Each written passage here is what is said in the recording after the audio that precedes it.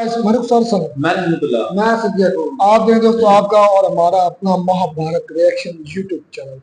दोस्तों video like share और subscribe जरूर कर दें। तो आज हमारे साथ मौलाना असदुद्दीन वैसे असदुल्ला खान हलब बैठे हैं। तो खैर आज इनकी पहली एपिसोड है, तो इनको शायद इन चीज़ों का ना पता चले। अभी तक तो भाई हमें नहीं पता चल रहा, हमारे से मुझे फिर भी कुछ ना 100 में से 50% बातें पता चलने शुरू हो गई हैं। रहमतुल्लाह को 100 में से 20% अभी भी है, शायद 20 से भी कम हो। बिल्कुल कम। तो ऐसा तो अभी कोरा कागज है। तो खैर एपिसोड हम 200 तक पहुंच चुके। पिछले एपिसोड में हमने देखा जाता कुछ दिनों से नहीं बता रहे थे, कुछ मसाइल थे। पिछले एपिसोड में हमने देखा कि जो सब आरा हो चुकी है आमने सामने, पांडव और कौरव एक दूसरे के आमने सामने मैदान जंग में आ चुके हैं। अब देखते हैं कि क्या इसका अब नेक्स्ट होने वाला। वीडियो देख कर बात करते हैं।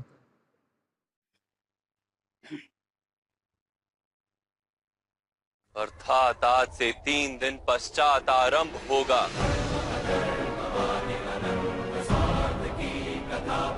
महाभारत।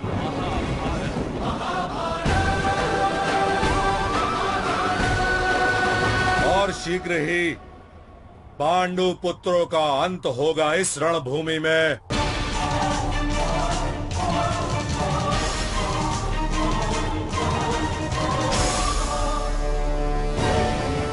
ये कुरुक्षेत्र इतने वर्षों के बाद मेरे शत्रुओं का रक्त पी के तृप्त होगा।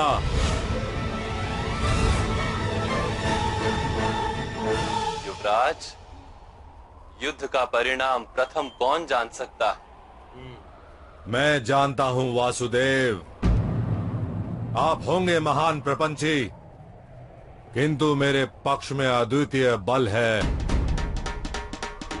देखिए हमारी ओर सेनापति भीष्म, जिनको इच्छा मृत्यु का वरदान प्राप्त है।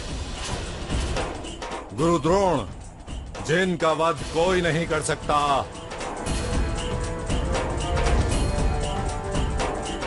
मेरा मित्र महारथी कर्ण, जिसके कवच में विश्व के सारे शस्त्र समा जाते हैं। जिस पक्ष में 3-3 योद्धा ऐसे हों जिन्हें मारा ना जा सके, तो वो पक्ष किस प्रकार पराजित हो सकता है वासुदेव? युवराज दुर्योधन!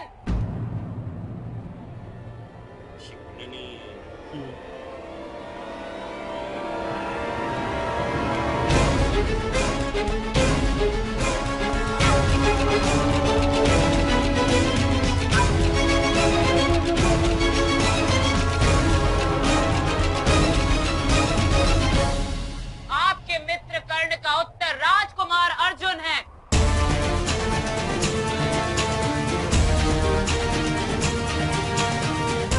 महारथी कर्ण के कवच में जितने शस्त्र समा सकते हैं, उससे अधिक शस्त्र राजकुमार अर्जुन का गांडीव छोड़ सकता है।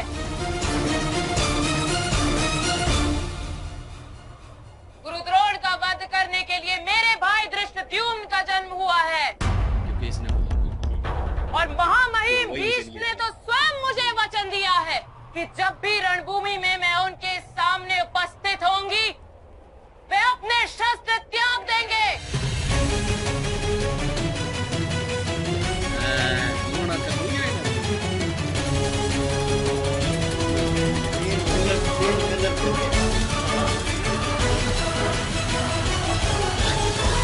और आप किस अधिकार से रणभूमि में उपस्थित होंगी राजकुमारी शिखंडिनी? पांडव सेना की सेनापति के अधिकार से गांधार राज, अर्थात युद्ध के प्रथम दिन ही आपके सेनापति महामहिम भीष्म इस रणभूमि में निशस्त्र खड़े होंगे।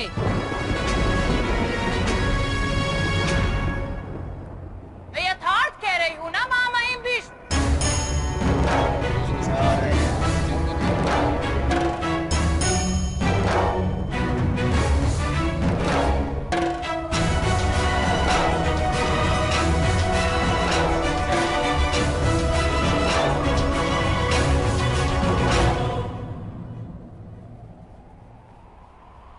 आप यथार्थ कह रही हैं राजकुमारी शिखंडिनी।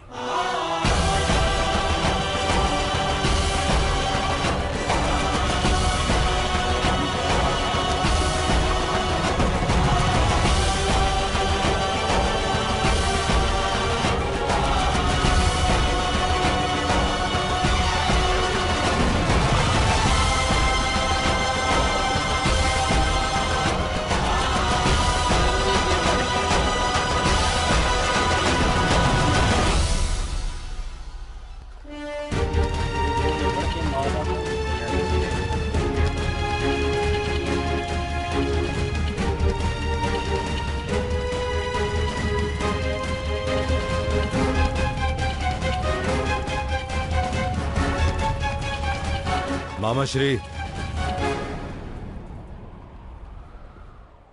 क्या आप जानते थे पितामह उस ध्रुपद कन्या के सामने अपने शस्त्रों का त्याग करने वाले हैं?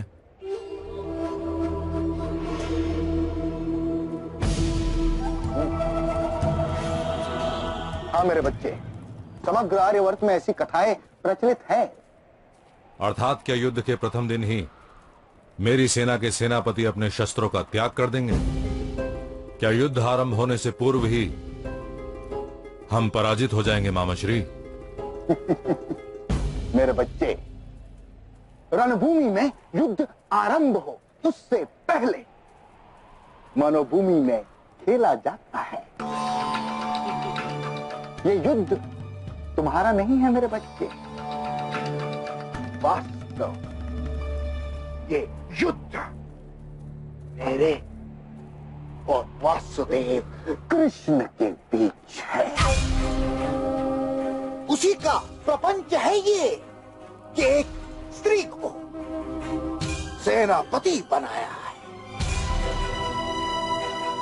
किंतु युद्ध की नीतियां और नियम निश्चित करने की सभा अभी हुई नहीं है।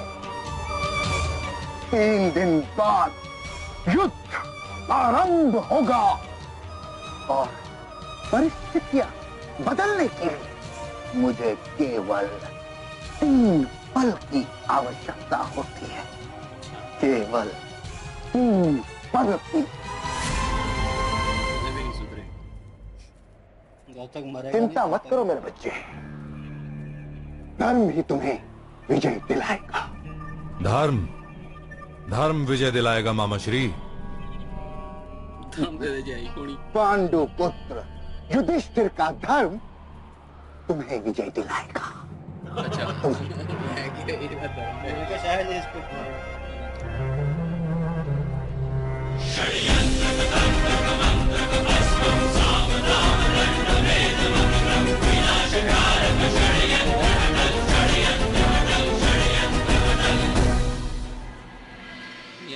युद्ध से 3 दिन पूर्व ज्यादा लंबाता है।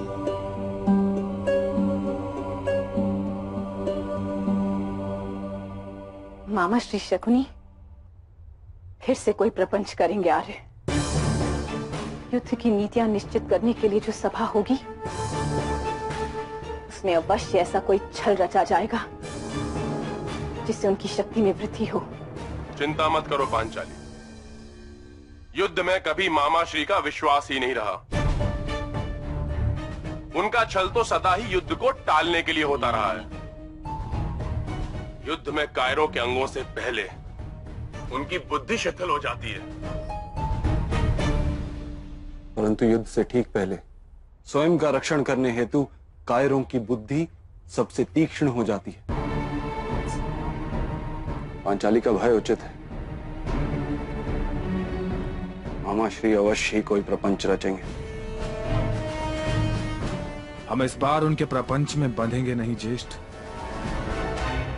यदि धर्म का प्रश्न उपस्थित हुआ तब भी हम बंधेंगे नहीं ज्येष्ठ। धर्म कोई बंधन नहीं है सहदेव, धर्म ही मुक्ति है।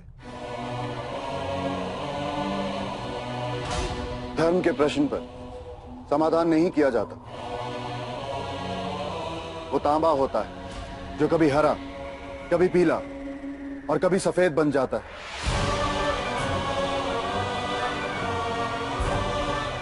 सोना अपना रंग नहीं बदलता, इसीलिए सोने का मूल्य है।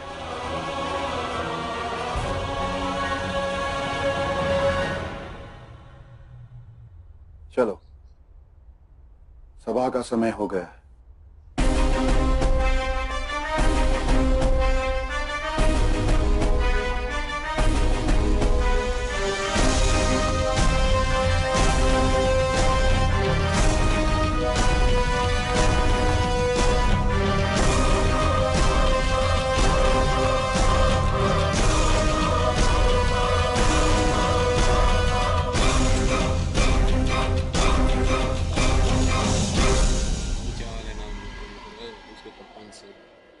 उन्होंने ऐसे करके गए ना कि मैं देखूं ना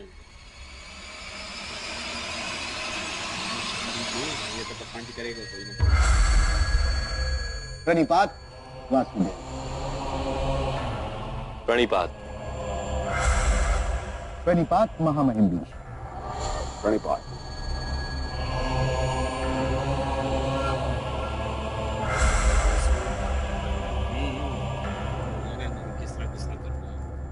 समग्र आर्यवर्त में युद्ध के नियम निश्चित हैं, किंतु युद्ध से पूर्व होने वाली सभाओं में उन्हीं नियमों को स्मरण किया जाता है, ताकि दोनों पक्षों में किसी के भी मन में संदेह ना।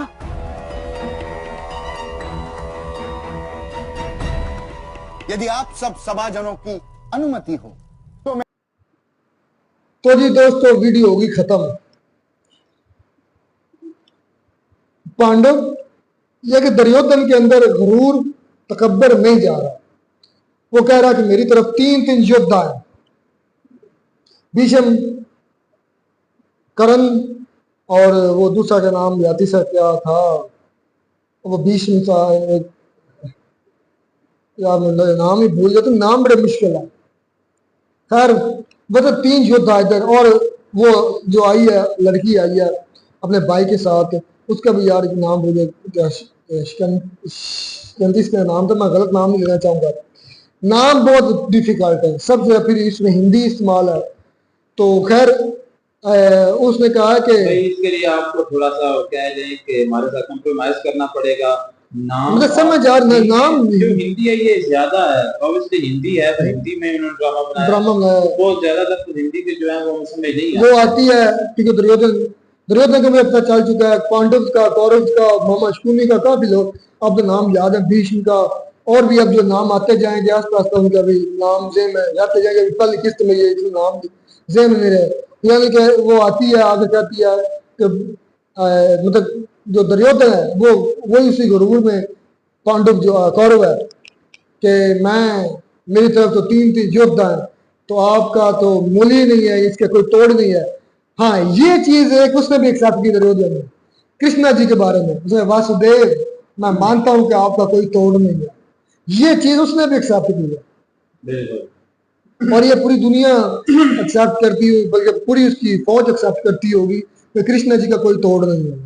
अच्छा वाकई ये है, मुझे यहाँ पर कह लें कि थोड़ा सा अजीब लग रहा है, जो कर्ण है, कर्ण अब उसको हकीकत का पता है तो कि अर्जुन और पांडु जो 5 भाई मेरे मतलब भाई है, अब उसको पता है हकीकत का चल चुका है, जब कह लें कि फाइट होगी, जंग होगा, युद्ध होगा, तो उसमें उनका क्या करता है, क्या क्या सब निभाएंगे। कर्ण और अर्जुन की फाइट मुझे लगता होगी, कर्ण और अर्जुन की, तो क्योंकि ये दोनों बहुत बड़े योद्धा हैं, बहुत बड़े, नो डाउट कर्ण भी एक महायोद्धा है मैं ये कहूंगा, और अर्जुन भी काम नहीं है। बिल्कुल यार ये फाइट मजे, ये इन दोनों की फाइट मजे, बाकी तो है ही है, वो तो अलग सीन है, लेकिन इन दोनों भाइयों की फाइट देखने वाली है, कर्ण और अर्जुन। तो कर्ण एक साइड पे है दुर्योधन की तरफ, और अर्जुन अपने भाइयों के साथ, पांडव के साथ है।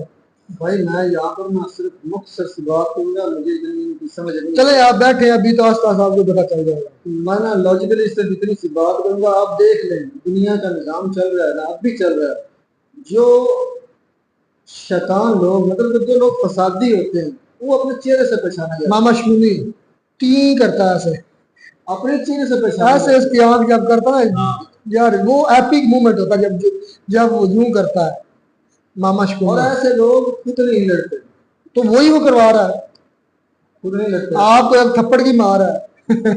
हाँ सही कह रहा हूँ। बिल्कुल। अच्छा खैर बात मैं कर रहा था, आमने सामने और वो आती है पांडव की तरफ से वो लड़की का नाम भूल, शकुनी, हाँ, उसने बड़ी शकुनी क्या बड़ी यार जोरदार है, उसने भीष्म को भी न्यूट्रल कर दिया। उसने कहा कि आपने मुझको वचन दिया हुआ है कि अगर मैं कभी आपके सामने आऊंगी तो आप मतलब न्यूट्रल हो जाएंगे, आप युद्ध नहीं करेंगे।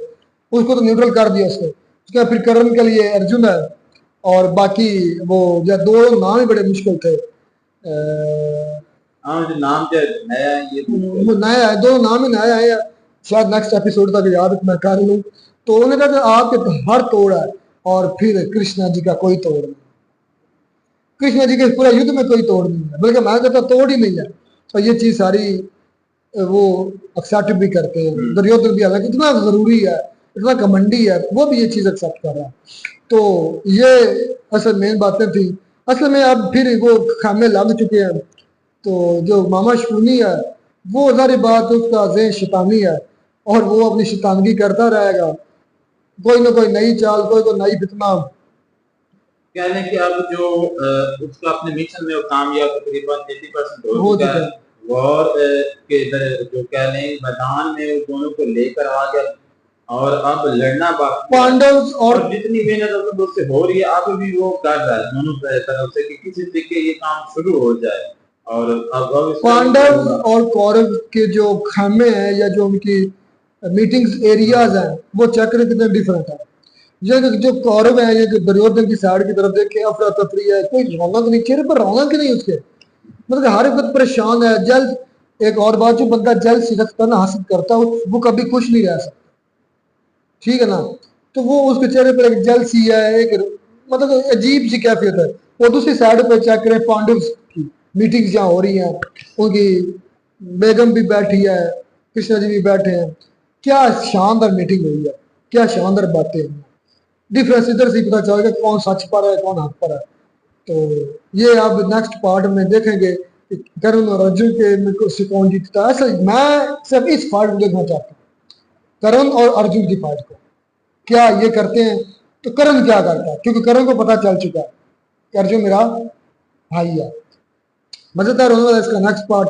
असल अभी नया नया बैठा है, जारी बात है, और हम कोशिश में अनकरीब हम हो सकता है इसकी पार्ट 1 से शुरू करें।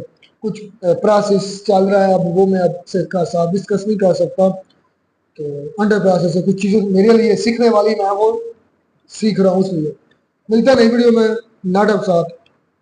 God bless you.